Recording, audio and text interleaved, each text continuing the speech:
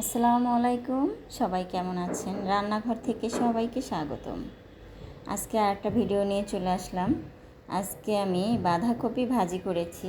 তো বাঁধাকপি তো অনেকেই অনেকভাবে ভাজি করেন, তো এভাবে একবার হলো ভাজি করে খেয়ে দেখবেন।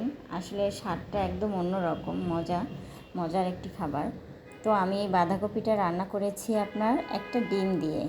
এখানে আমি একটা ডিম ইউজ করেছি, আর হচ্ছে পেঁয়াজ, কাঁচামরিচ।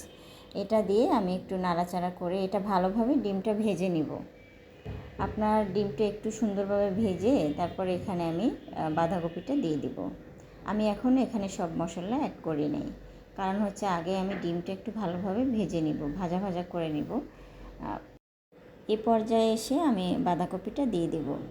বাঁধাকপি আসলে শীত আসার আগে কিনেছি, আসলে খেতে যে কী মজা, যা বলার বাহিরে।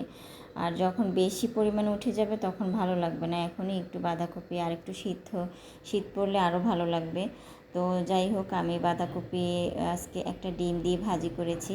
তো এখন আমি অ্যাড করে দিব, এখানে মশলা অ্যাড করব। এখানে প্রথমত আমি হালকা পরিমাণে একটু মরিচ দিয়েছি, মরিচের গুঁড়া। আর দিব সামান্য পরিমাণে হলুদ, আপনারা চাইলে নাও দিতে পারেন। তো আমি একদম সাদা সাদা ভালো লাগবে না, এই জন্য সামান্য হলুদ দিয়েছি। আর সামান্য জিরার গুঁড়া দিয়েছি।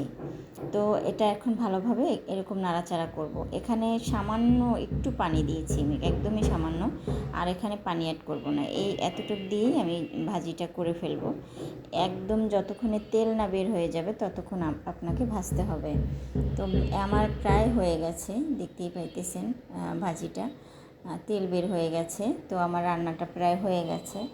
তো এত ভালো হয়েছে, আপনার গরম ভাতের সাথে এই ভাজিটা খেতে অনেক মজা, বা আপনি রুটির সাথেও খেতে পারেন, সকালে নাস্তার সাথে খেতে পারেন। তো আল্লাহ হাফেজ, সবাই ভালো থাকবেন।